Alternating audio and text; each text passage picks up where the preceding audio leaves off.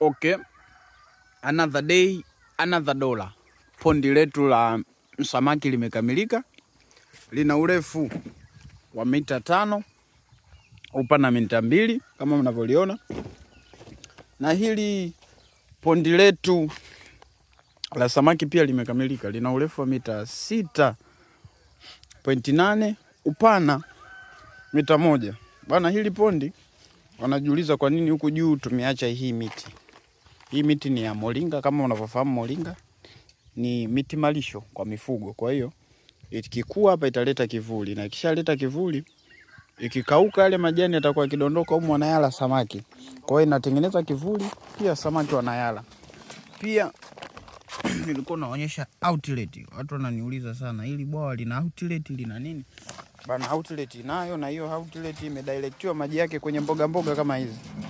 Kwa kutoka hapo tunavuna mboga mboga. So ufugaji ni rahisi, always nawaambia.